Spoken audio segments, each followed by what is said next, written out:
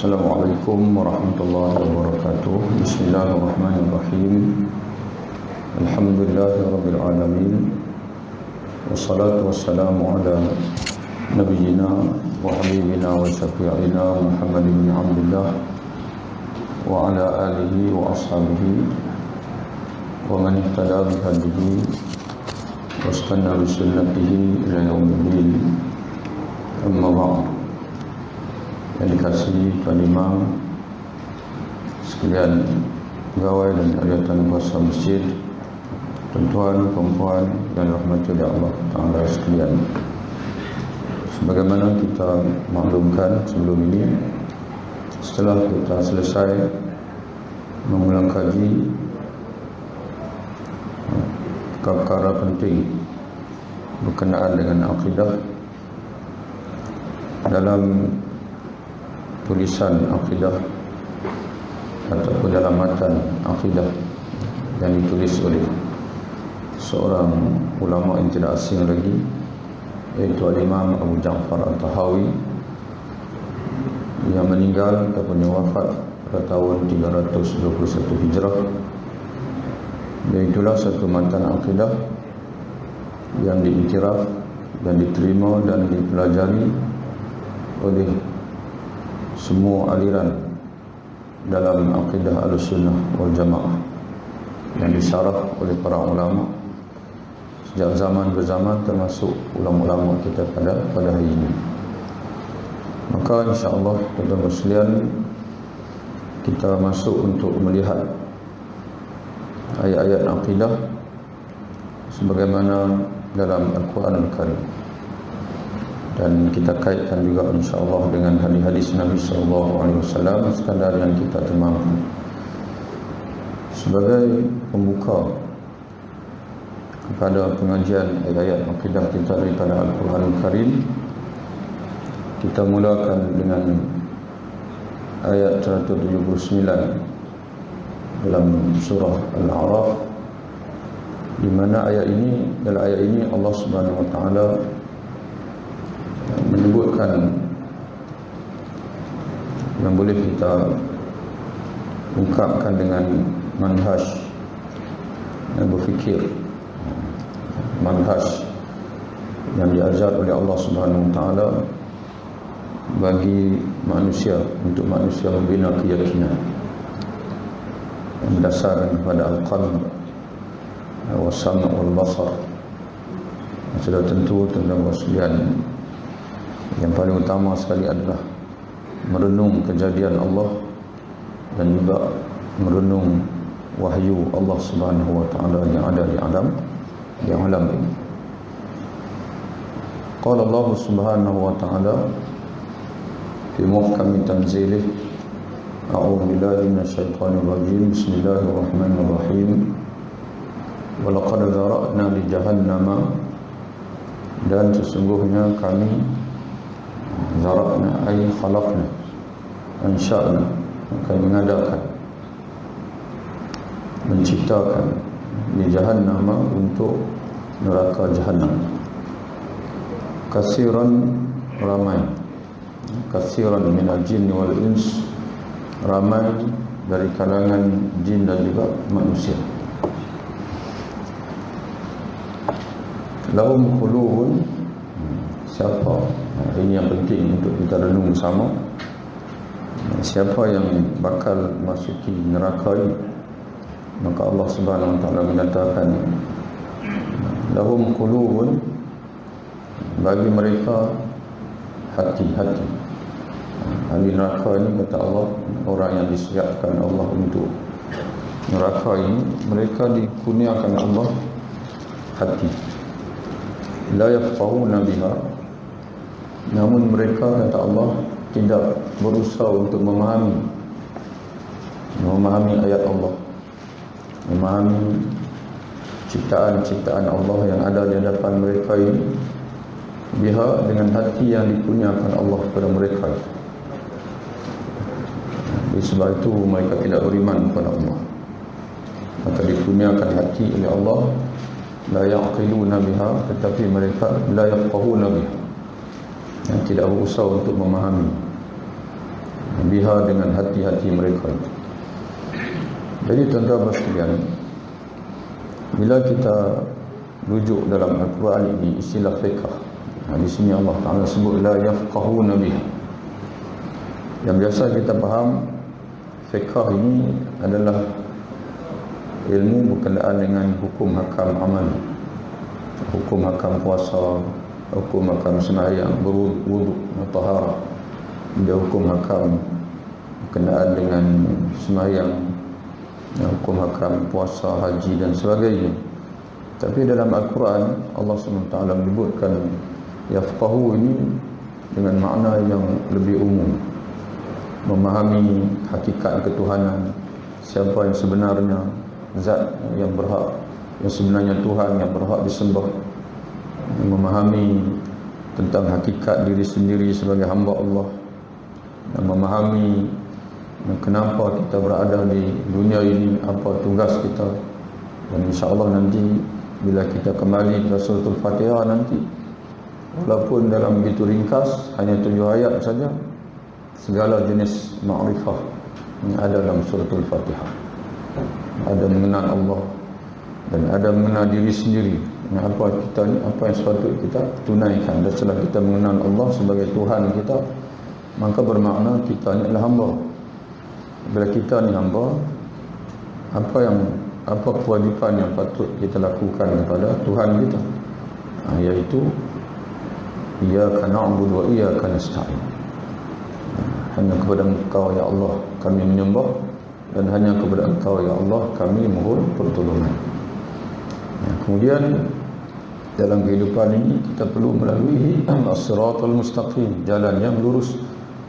Karena hanya jalan lurus saja yang akan bawa kita untuk sampai kepada keredaan Allah.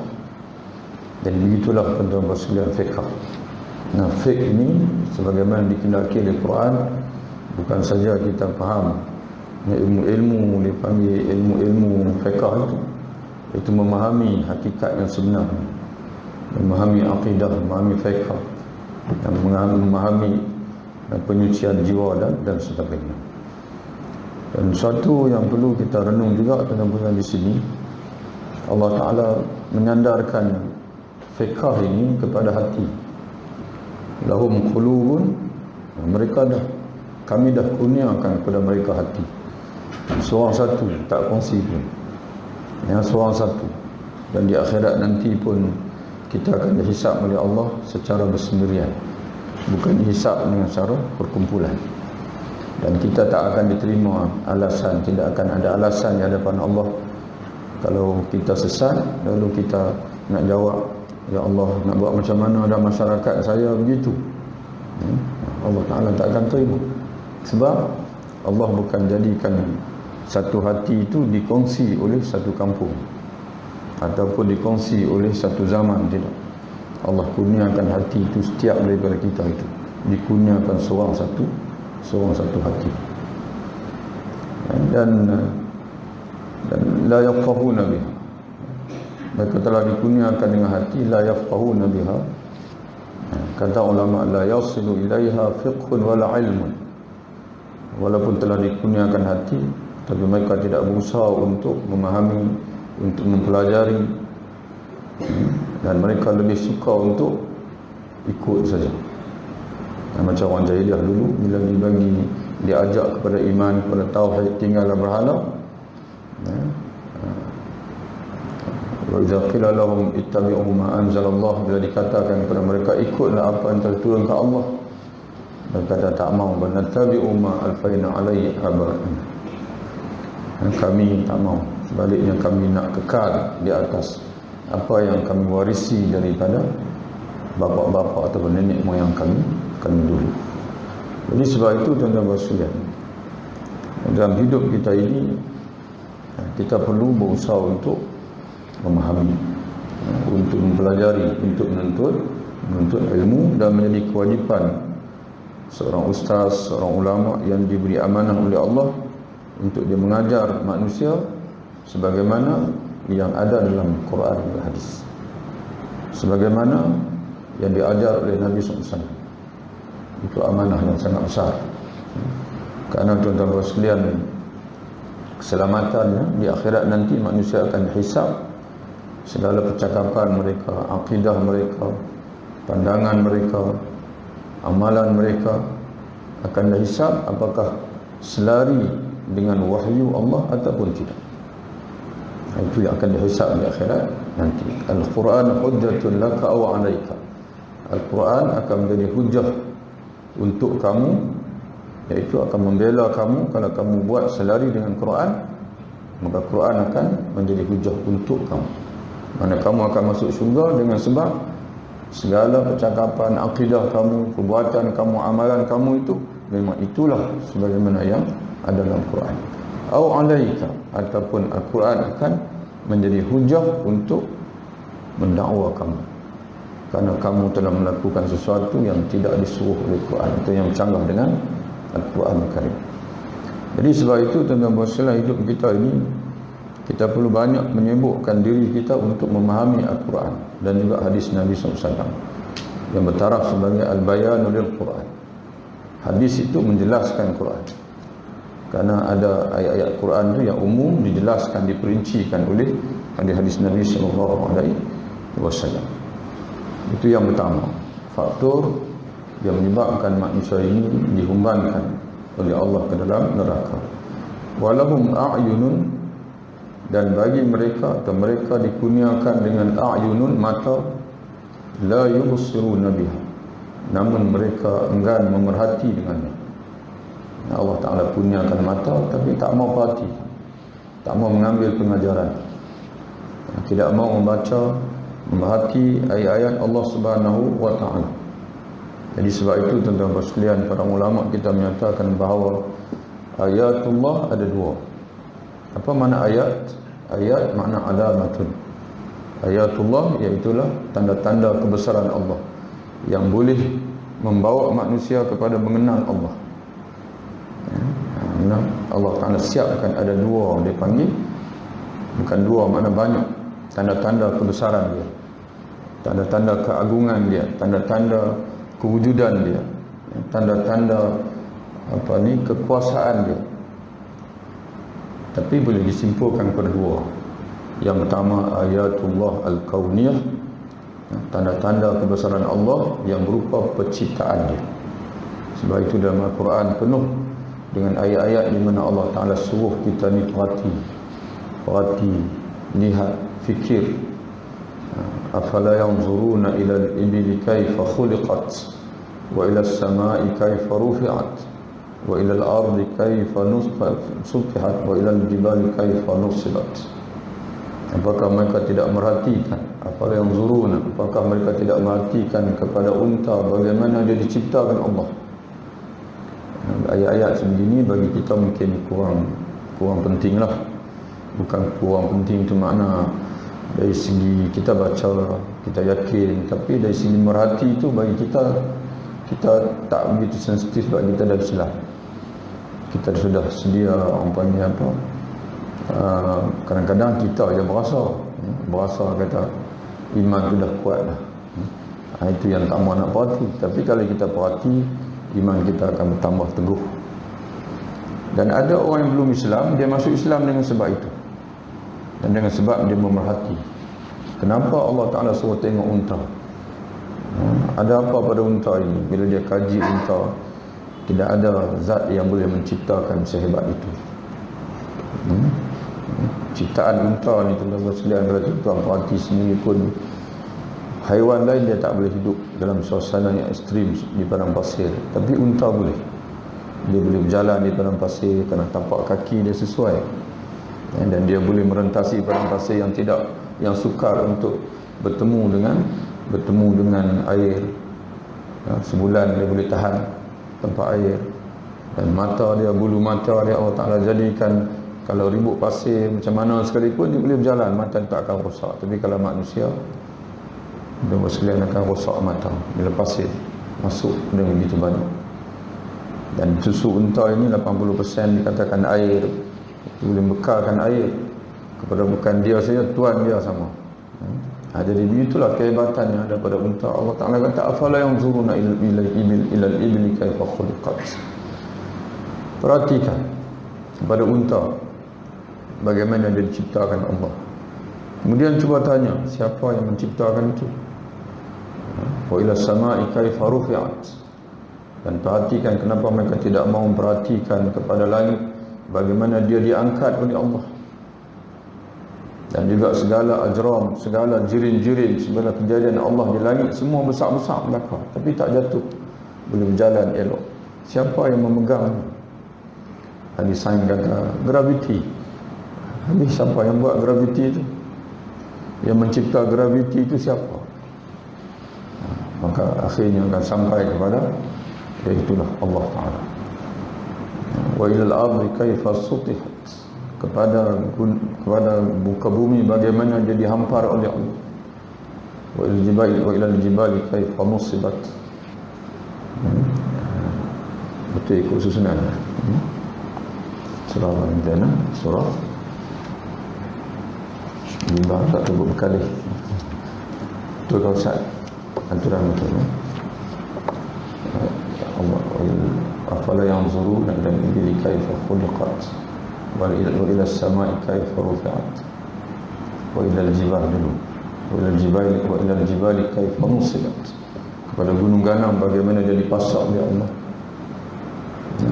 Dan tujuan gunung ganang ini adalah untuk meneguhkan bumi. Jadi sebab tu gunung ganang ni jangan duk tarah. Tapi orang kita ni itulah, bila bantah, bila jadi barulah nak menyesal. Allah Ta'ala sebut dah, kalau jadi di Amerika tak apa juga, kalau jadi di China ke tak apa, sebab dia tak ada Quran. Tapi jadi di tempat kita yang Quran dah turun 1400 tahun dulu, maka menunjukkan bahasanya kita seolah macam tak baca Quran, tidak menghayati Quran. Jadi sebab itu tuan-tuan sekalian, nak angkat pemimpin ni pun kena angkat dipanggil yang faham Quran, bukan baca saja. Maknanya dia faham Quran. Mudah-mudahan dia akan laksanakan pemerintahan itu mengikut sebagaimana disuruh oleh Quran. Bukan dari segi semayang puasa, tengok rakyat semayang dan sebagainya, tidak. Dari segi dia nak uruskan bukit bukau, nak uruskan tanaman, dia nak uruskan apa sajalah tuan-tuan sekalian, dia kena tengok dalam Quran. Kalau ada saja panduan dalam Quran, kena dahulukan daripada segala jenis dia punya perancangan ekonomi dan sebagainya. Itu yang pertama, ayatullah al-kauniyah, dengan merhati kepada tanda-tanda kebesaran Allah yang ada di alam ini, termasuk wa fi anfusikum afala tubsirun, pada diri kamu sendiri, kata Allah. Kenapa kamu tak mau pandang, tak mau merhati dalam pada diri kamu sendiri? Lebih banyak lagi lah tuan-tuan sekalian, bahkan ayat-ayat tentang al-kauniyah ini lebih banyak daripada ayat-ayat tentang ahkam. Walaupun kita suka lebih minat bila nak bicara, nak mengaji ni, kita suka mengaji hukum ahkam. Tapi tuan-tuan sekalian, kita kena mula sedar bahwasanya ayat yang paling banyak dalam Quran bukan hukum ahkam. Ayat paling banyak dalam Quran yang pertama sekali ialah ayat tentang Allah. Nama Allah saja, alif lam lam ha saja ada lebih kurang 2000 kali disebut. Itu belum masuk lagi Ar-Rahman, Ar-Rahim dan nama Allah yang lain. Dan itu juga ayat-ayat tentang Al-Kauniyah, ayat-ayat di mana Allah Ta'ala suruh kita perhatikan alam ini, mengenal dia mengenal kebesaran dia dengan kita mempelajari penciptaan-ciptaan di alam ini lebih daripada 1000 ayat. Kemudian yang keduanya ayatullah al-Quraniyah, tanda-tanda kebesaran Allah yang berupa Quran, ayat Quran. Jadi sebab itu bila tuan-tuan baca saja ayat Quran, walaupun tak faham, iman akan bertambah. Sebab yang kita baca itu adalah kalam Allah. Jadi kerana itu tuan-tuan sekalian, ada setengah orang dia kata, orang tanya dia, sebab apa kamu tak suka baca Quran? Saya dijawab, saya tak faham. Yang saya tidak faham. Tuan-tuan sekalian, Quran ni dia ada beberapa peringkat. Yang pertama, kita beriman, yang pertama sekali. Yang kedua, kita baca, walaupun tak faham baca, kerana dia tetap akan beri manfaat, di mana setiap huruf yang kita sebut itu kita akan diberi pahala oleh Allah, di samping akan menambahkan iman kita, Yang keduanya, dia akan menambahkan pahala untuk kita, iaitu satu huruf itu satu kebajikan yang diganda seolah macam 10 hasanat, 10 kebajikan. Kita bayangkanlah Bismillahirrahmanirrahim saja tu dah ada berapa? Ada 17 ke 19 huruf, bermakna 190 kebajikan. Kalau tuan-tuan baca keseluruhan Al-Fatihah, 100 lebih kebajikan, 150 kalau tak silap. Jadi tuan-tuan dan puan Allah sekalian, itu yang pertama, beriman. Yang kedua, beriman, kemudian baca. Yang ketiga, memahami. Yang keempat, kita mengamalkan. Yang kelima, kalau boleh kita sampaikan. Khairukum man ta'allama al-Quran wa 'allamahu. Orang yang paling baik di kalangan kamu adalah orang yang mempelajari Al-Quran dan juga yang mengajarkan Quran. Kalau kita tak boleh mengajar, seumur hidup kita jadi pelajar, maka tetap kita berada dalam kelompok yang terbaik juga. Khairukum, orang terbaik di kalangan kamu ialah orang yang ta'allama al-Quran, yang mempelajari Al-Quran, wa 'allamahu, dan juga yang mengajar Al-Quran. Jadi tuan-tuan sekalian, cuma tak boleh berhenti pada sekadar baca lah, kena berusaha untuk faham. Faham di masa sedikit demi sedikit, tuan-tuan sekalian. Dan kita sedia maklum bahwasanya Rasulullah dan para sahabat sendiri pun Allah telah tetapkan Quran ini penurunan dalam masa 20 tahun lebih. Jadi menggambarkan kepada kita bahwasanya masa yang kita perlukan untuk memahami Al-Quran, untuk menerapkan Al-Quran ini, masa itulah 20 tahun lebih. Jadi kerana itu tafsir Quran ini sebenarnya, tuan-tuan sekalian, kita kena mula serius mengaji bila kita mula celik, mana celik huruf dalam sekitar umur 10 tahun. Dan bila kita umur 30 tahun, selesai semua. Dan itulah umur matang. 30 hingga 40 itu umur matang. Kita bayangkanlah kalau seorang pemuda, seorang pemudi, suami isteri, umur 30 tahun, dia telah melalui Al-Quran dan memahami keseluruhan setiap ayat. Kalau tak keseluruhan pun maknanya telah melalui. Macam mana, bagaimana dia akan, maknanya tuan-tuan bayangkan, dia boleh melayari bahtera rumah tangga itu berdasarkan kepada Quran kan. Tapi hari ini banyak yang miss, banyak tuan-tuan sekalian yang tertinggal kerana kita menumpukan kepada fiqh. Tuan-tuan sekalian, banyak yang tertinggal. Dia tak sama, tidak sama tuan-tuan sekalian. Pengajian fiqh ni, ulama-ulama sendiri pun yang belajar fiqh, dia tak tinggal Quran. Cuma dia tak mampu nak mengajar kita sebagaimana yang dia lalui. Dia hafal Quran, dia mengaji tafsir, tapi bila dia mengajar fiqh saja kepada kita, fiqh sajalah, dan dia dah tak ada masa nak kaitkan dengan ayat Quran dan sebagainya. Jadi sebab itu tuan-tuan sekalian, rupa-rupanya bila kita menyedari hakikat ini, tempoh mengaji ini seumur hidup. Tempoh mengaji ini adalah seumur hidup. Dan kita tak boleh tinggal, tidak ada masa untuk kita kata saya dah habis mengaji. Dan sebab itu, kalau dunia, kalau umur boleh ubah semula pada segi anak sendiri pun, tuan-tuan sekalian, kita mengaji ikut Quran saja, daripada awal sampai habis, sampai jumpa ayat akidah, hurai bab akidah, jumpa bab sembahyang, hurai bab sembahyang, macam mana nak sembahyang, jalan lagi, jumpa puasa, hurai bab puasa, macam mana nak puasa. Ataupun bila kita kata kadang-kadang kita memerlukan amalan itu segera, lalu ke ayat Quran dulu. Sebagai contohnya, apabila kita nak masuk bulan Ramadan, maka kita kupas ayat-ayat tentang puasa.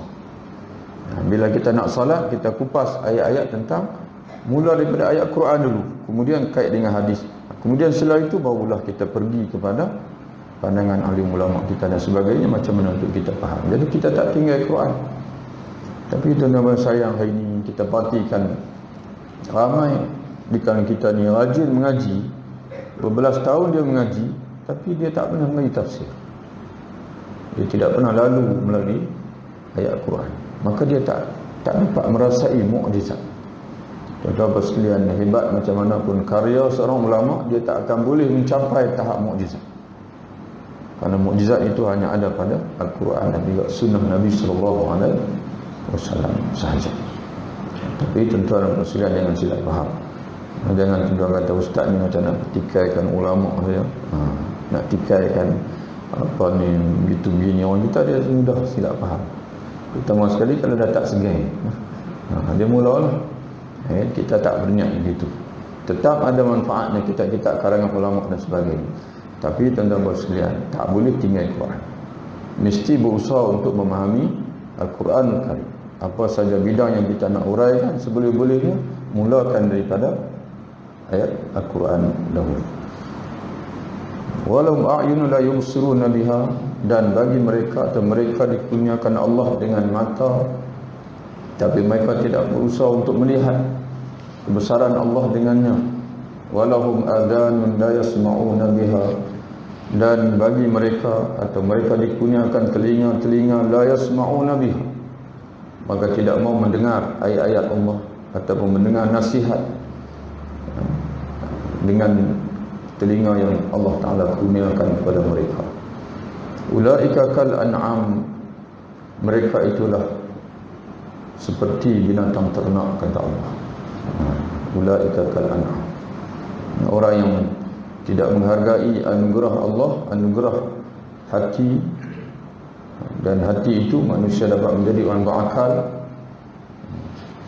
Anugerah Allah mata, dan semua ini merupakan alat-alat ilmu, alat-alat untuk manusia mengenal Allah, mengenal Rasulullah, mengenal syariat, mempelajari kitabullah.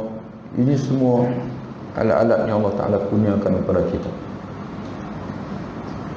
Jadi apabila manusia tidak memanfaatkan kurniaan Allah itu, kal an'am, kata Allah, mereka menjadi seperti binatang ternak. Balhum adall, bahkan mereka lebih sesat. Adallu, maka lebih sesat daripada binatang ternak ini. Jadi kita dapat fahamlah tuan-tuan sekalian, kalau kita nak kekal sebagai insan, sebagai manusia ini, kita kena manfaatkan kelebihan yang Allah Ta'ala berikan kepada kita. Akal, mata dan juga telinga kita, untuk kita mengenal. Ada 3 lah tuan-tuan sekalian dalam agama ini.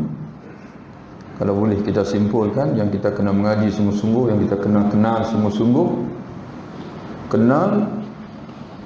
Dan dalam huraian para alim ulama kita tuan-tuan sekalian tentang ilmu ini, kalau kita perhatikan, kalau tuan-tuan pernah mengaji, ustaz-ustaz menguraikan, biasa dihuraikan dalam bab akidah, ilmu, apa makna ilmu dan apa makna ma'rifah.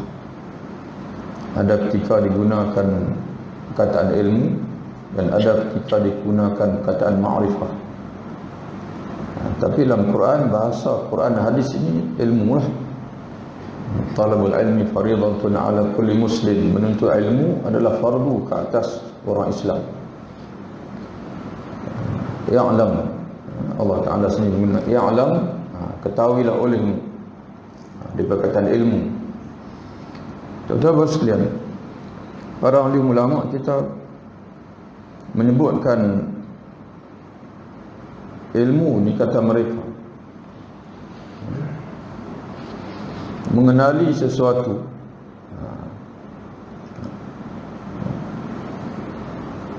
idrakus syai', idrak makna memahami, mengenali sesuatu, idrakan jaziman mutabiqan lil waqi', memahami sesuatu dengan pasti, dengan yakin, serta menepati yang sebenar. Itu makna ilmu. Tapi tuan-tuan sekalian, cuba bayangkan kalau begitulah makna ilmu yang kita ada parti dalam dunia hari ini. Bukan semua benda yang kita tahu menepati waqi', menepati yang sebenar. Sebagai contoh kita ambil tuan-tuan sekalian, kita kata kalau mengikut Quran, Quran menyebutkan bahawa Tuhan ini satu, Esa. Laisa kamitsli syai'un. Yang kata Tuhan ini, dia tidak ada yang serupa dengan dia. Dan yang kata Tuhan ini lam yalid wa lam yulad, dia tidak ada anak, tidak beranak dan tidak diperanakkan. Mana dia bukan bapa, bukan ibu dan dia bukan anak. Itu yang kata Tuhan. Tapi di sana orang Kristian dia kata Tuhan ni ada anak. Itu kita nak kata apa? Kalau tanya dia, kamu mengaji macam mana dalam tentang Tuhan dalam agama kamu? Dia kata kami mengaji begitu, begini sebagainya. Dia kata itu ilmu. Islam kata itu bukan ilmu. Kalau ilmu, ya, bukan sekadar kamu memahami dan pemahaman kamu itu pasti bagi kamu, yakin bagi kamu, tidak kena ada satu lagi, mutabiqan lil waqi'. Apa yang kamu faham, apa yang kamu tahu itulah yang sebenar. Maknanya dalam Islam, kalau bukan sebenar, dia bukan ilmu. Dia bukan ilmu. Kalau dah bukan ilmu, tu apa dia? Quran kata zon, sangkaan. Ya, sangkaan. Bukan ilmu. Jadi sebab itu, tuan-tuan sekalian, bila kita dah mengaji pemahaman ilmu cara Quran ini, maka kita kena beza di antara dua. Satu ilmu, satu maklumat. Maklumat boleh masuk situ. Apa sajalah benda yang orang nak habaq dekat kita boleh masuk semua. Kita masuk dalam maksud maklumat. Tapi kalau betul, kalau yang betul, yang sebenar, itulah ilmu. Tapi kalau tak betul, itu hanya sangkaan. Dan sangkaan kalau dah terbukti sangkaan itu palsu, itu dia panggil pembohongan. Jadilah begitulah, sebab itulah tuan-tuan sekalian, para ulama Islam mereka berusaha sungguh-sungguh untuk membuat semakan supaya apa yang sampai kepada kita itulah yang sebenarnya yang disampaikan oleh Nabi SAW. Al-Quran tak ada masalah sebab dia mutawatir. Yang ada dalam mushaf itu saja, tidak kurang, tidak tambah. Tapi masalah hadis oleh sebab dipanggil Allah Ta'ala sendiri pun dalam Quran, dia tidak sebut bahawasanya hadis ini diberi jaminan pemeliharaan. Allah Ta'ala hanya sebut confirm, inna nazzalna dzikra wa inna lahu lahafiz. Sungguhnya kami yang menurunkan dzikr Quran ini dan kamilah yang akan menjaganya. Allah Ta'ala kata kami tak serah kepada kamu. Allah yang akan jaga Quran. Sebab itu Quran tak boleh dipindah dan sebagainya. Tapi hadis tidak masuk dalam itu. Hadis tidak masuk dalam Quran. Sebab itu Allah Ta'ala serahkan kepada ulama-ulama, dan ini sebahagian daripada ujian Allah Ta'ala untuk melihat kita sejauh mana kita ini dapat mengikuti sebagian dalam Quran. In ja'akum fasiqun binaba'in fatabayyanu, kata Allah. Bila datang kepada kamu seorang fasik membawa berita, selidik. Apa tadi? Kalau berita itu berita yang dia sampaikan tentang Nabi Muhammad, tentang apa yang diucapkan oleh Nabi Muhammad. Sebab itu para alim ulama dalam rantaian sanad itu mereka akan cek. Bila sahabat-sahabat saja yang beritahu hadis sejak daripada zaman dipanggil zaman salafus salih lagi, oleh kerana mereka tak sempat jumpa dengan Rasulullah, mereka akan pegang berita itu daripada sahabat. Dan sahabat ini Allah Ta'ala recommend dalam Quran bahasanya mereka semua itu diridai oleh Allah. Sebab itu ahli sunnah jamaah mengatakan bahawa semua sahabat tak terkecuali seorang pun kulluhum siqatun wa udulun. Siqah dipercayai dan juga salih. Tapi selepas kematian sahabat, mai pada zaman tabi'in, tidak ada lagi jaminan.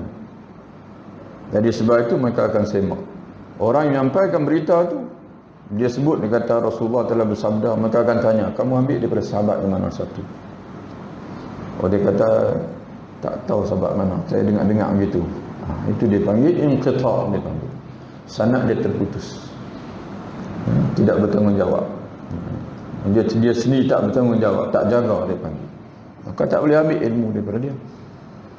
Kalau dia kata saya menerima daripada sahabat, saya mendengar daripada sahabat sekian-sekian, Sayyidina Abu Bakar, maka disemak betul ke dia ni jumpa dengan Sayyidina Abu Bakar. Rupa-rupanya Sayyidina Abu Bakar, waktu dia kata kita ditanya pada dia, kamu jumpa Sayyidina Abu Bakar bila? Dia kata tarikh sekian-sekian. Bila disemak, rupanya Sayyidina Abu Bakar duduk di Madinah lagi pada ketika itu, tak pernah keluar Dan dia pula tak pernah keluar melainkan duduk tempat dia. Makna dia berbohong. Tidak berlaku liqa di situ. Ataupun bila orang sezaman dengan dia menyatakan dia ni, ulama-ulama yang siqah sezaman dengan dia yang hidup pernah kenal dia, memang dia ni seorang yang ta'assub satu mazhab, dan dia akan berbohong untuk macam Syiah telah mereka 30,000 hadis palsu tentang kelebihan Ahlul Bait dan juga dipanggil kejahatan sahabat-sahabat yang lain termasuk Abu Bakar bin Umar. Jadi tuan-tuan sekalian, kerana Allah Ta'ala sebut dalam Quran, in ja'akum fasiqun, kalau yang datang buat berita kepada kamu tu orang fasik, selidik, jangan mudah-mudah kamu terima, apatah lagi yang berkait dengan agama. Jadi sebab itu tuan-tuan sekalian, apatah lagi dalam masalah akidah ini, tak boleh kita bina akidah di atas kepalsuan. Jadi sebab itu setiap orang yang nak mengucapkan atas nama akidah, mengenal Allah, nak sebut tentang sifat Allah, nak sebut tentang nama Allah, nak sebut tentang akhirat, tentang benda gaib, dia mesti bawa ayat Quran dan juga hadis Nabi. Dia tak boleh mereka satu benda yang baru, kerana itu menjadi satu pembohongan dan juga kepalsuan. Kerana ilmu kita dah sebut tadi, memahami sesuatu dengan kefahaman yang pasti, yang tidak ada keraguan lagi, dan juga menepati yang sebenar. Jadi bila menepati yang sebenar ni, maknanya kalau kita kata tentang Allah, itulah sebenarnya. Kalau kita cerita tentang Nabi Muhammad, itulah yang sebenarnya. Kalau kita cerita tentang syariat, itulah yang sebenarnya. Kalau kita cerita tentang akhirat, itulah yang sebenarnya. Kalau kita cerita tentang mahsyar, itulah yang sebenarnya. Macam mana kita nak pastikan? Padahal kita belum sampai di mahsyar lagi. Macam mana kita nak pastikan? Padahal kita tak tengok Allah Ta'ala. Maka tuan-tuan sekalian, dia bergantung bersumber wahyu. Jadi sebab itu tuan-tuan yang dari Allah Ta'ala sekalian, sekali lagi kita ulang satu ungkapan yang pernah kita sebutkan sebelum ini, ungkapan daripada Imam Ibn Sirin rahimahullah, seorang tabi'in yang sempat belajar daripada banyak sahabat-sahabat Nabi. Muhammad Ibn Sirin, seorang tabi'in besar, sama seperti Imam Hasan al-Basri, Sa'id bin Jubair, itu dipanggil tabi'in al-kibar. Dia pesan, dan pesanan dia ini direkodkan oleh Imam Muslim dalam Muqaddimah Sahih Muslim, dan begitu juga direkodkan juga oleh Imam Tirmizi sebelum dia menutup kitab Syama'il Muhammadiyah. Apa kata Imam Ibn Sirin? Al-ilmu dinun fanzuru amman ta'khuzu dinakum. Ilmu untuk ilmu agama lah. Ilmu agama itulah agama itu sendiri. Ilmu agama adalah agama itu sendiri. Fanzuru amman ta'khuzu dinakum. Maka perhatikanlah, hendaklah kamu perhatikan daripada siapa kamu mengambil agama kamu. Kena perhatikan, jangan ambil ikut dan saja. Kalau nak baca buku pun, baca tengok penulis yang sedia dimaklumi bahwasanya dia ini diakui oleh ulama-ulama sezaman, bahwasanya ilmu dia itu adalah ilmu yang benar, ilmu yang sahih. Bila tuan-tuan nak baca tafsir sebagai contohnya, di antara tafsir yang boleh tuan-tuan baca, dan di samping tuan boleh memahami ayat, boleh juga melihat bagaimana hubung kait ayat dengan lapangan, di antaranya ialah tafsir Al-Azhar Hamka. Baca tuan-tuan sekalian. Ini Hamka ni bagi ulama-ulama, ustaz yang ta'assub, insya-Allah terima. Hak ta'assub tak payahlah. Dia ta'assub tu pasal dia terikat dengan aliran dia, maka dia tengok Hamka ni dia ikut mana. Jadi tuan-tuan sekalian, aliran ini sebagai aliran ke mazhab ke, hanya sebagai kaedah untuk memahami Quran hadis nas. Yang pentingnya ialah orang itu dia tidak tafsir dengan tafsiran yang salah mengikut kaedah bahasa Arab ke kaedah ulama-ulama dulu. Kalau sekadar tafsiran dia itu berbeza mengikut mazhab kita, itu tuan-tuan sekalian, itu bukan salah. Imam Syafi'i sendiri pun sejak daripada zaman dia lagi, dia anak murid Imam Malik, Kemudian Imam Ahmad anak murid Imam Syafi'i. Tuan-tuan sekalian, mereka tidak menyesatkan, tidak sesat menyesatkan di antara satu sama lain. Dan tuan-tuan tak payah carilah Imam Syafi'i kata jangan mengaji dengan Imam Malik, main mengaji dengan saya saja. Atau Imam Ahmad kata jangan mengaji dengan Imam Syafi'i, main mengaji dengan saya saja. Tidak ada, tak pernah jumpa begitu. Kerana mereka tahu bahasanya mereka mentafsirkan mazhab ni maknanya adalah pandangan kita. Mereka berpandangan, bermazhab ni berpandangan. Itu sekadar dia panggil apa yang mereka lihat. Dan guru lain, ulama lain lihat lain. Jadi tuan-tuan sekalian, jangan jadikan perbezaan aliran itu untuk kita dia panggil menyisihkan mana-mana ulama. Kita kena letak semua ulama adalah ulama kita. Tak kiralah aliran apa sekalipun, semua ulama adalah ulama kita. Baca tuan-tuan sekalian. Jangan kisah, baca insya-Allah. Ambil istifadah. Nak ambil istifadah. Dan alhamdulillah sahabat-sahabat kita di Indonesia dia rajin terjemah. Kita di Indonesia ni tak apa nak rajin. Kadang-kadang kemampuan, sebab kita Malaysia ni 20 juta je. Dalam ustaz pun dalam kalangan 20 juta tu tak banyak. Tapi di Indonesia dia 200 juta lebih. Jadi ustaz ahli-ahli agama pun di kalangan itu. Kalau tuan-tuan rajin pergi ada satu toko buku di Seriak tu, tuan-tuan boleh dikatakan semua kitab-kitab muktabar dalam bahasa Arab sudah diterjemahkan dalam bahasa Melayu. Semua tuan-tuan sekalian. Syarah Fathul Bari, Syarah Sahih Al-Bukhari Imam Ibn Hajar tu diterjemahkan keseluruhan sekali. Dalam kitab asal ada 10 jilid lebih, keseluruhan 10 jilid tu dari 24 jilid. Kalau tuan-tuan nak mengaji pun boleh. Dan suruh ustaz baca. Yang baca tuan-tuan tengok. Kitab apa yang tuan-tuan sebut? Kitab dipanggil hadis, semua diterjemahkan. Termasuk Musnad Imam Ahmad yang ada 40,000 hadis. Kalau yang dibuang, yang berulang-ulang ada 25 hadis, itu pun semua diterjemahkan. Semua telah diterjemahkan. Dan tuan-tuan sekalian, menunggu kita saja. Nak mengaji ke tak mengaji, nak baca ke tak baca. Dan tuan-tuan kena bawa masuk dah cara orang Arab mengaji. Cara orang Arab mengaji bukan mingguan, mereka mengaji harian. Orang Arab dan sekalian, sebagai contoh lah. Contoh macam kalau di sebelah Arab sejak sekian lama, di antara kitab yang suka dibaca ialah Ihya Ulumuddin. Ihya Ulumuddin Imam Ghazali dibaca lepas subuh. Dibaca tiap-tiap hari. Sebab itu orang biasa, orang awam sendiri pun bila tanya tersemang dengan dia, Ihya 5 kali khatam, 6 kali khatam, 7 kali khatam, 4 jadi. Jadi tuan-tuan sekalian, pilih mana-mana kitab. Tak payahlah pilih kitab-kitab yang tebal-tebal itu, nipis-nipis dulu. Menkhatam lepas satu. Dan insya-Allah tak sama tuan-tuan sekalian mendengar huraian daripada ahli ulama, tak berkitab, dengan tuan-tuan cuba melihat apa yang ditulis oleh ulama yang muktabar dalam kitab itu sendiri. Masalah ada? Belum.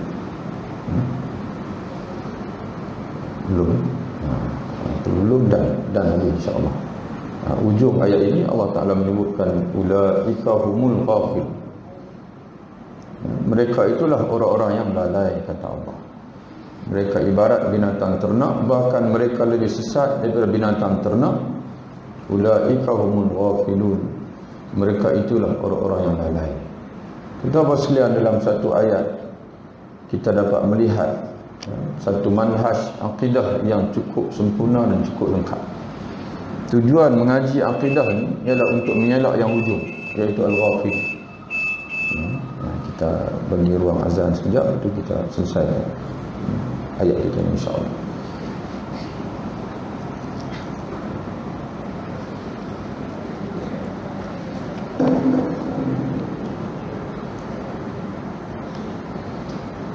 Allahu Akbar.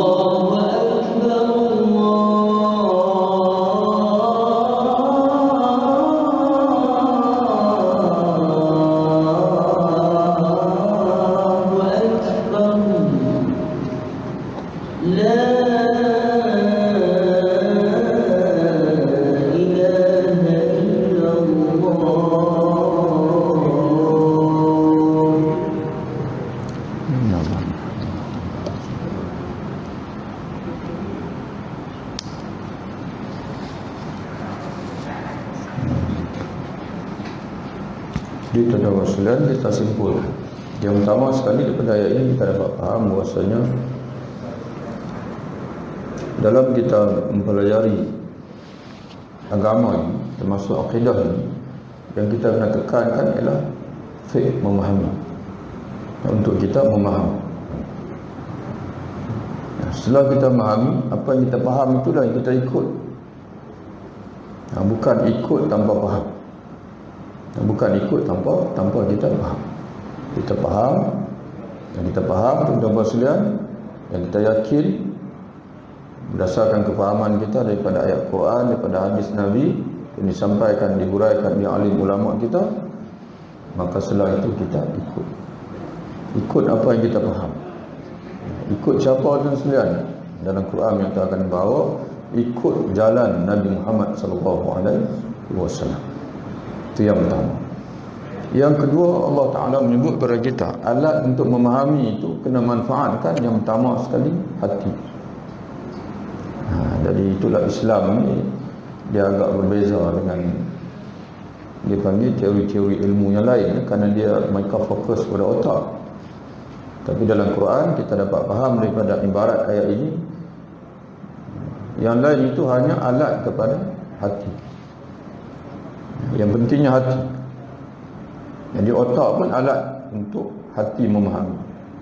Sama juga mata, telinga pun alat untuk hati memahami. Sebab itu Syekh Umar Al-Ghazali rahimahullah, seorang ulama Mesir yang telah meninggal tahun 1998, dia sebut, dia kata yang dimaksudkan akidah itu ialah al-ma'rifatul lati balaghat haddal yaqin.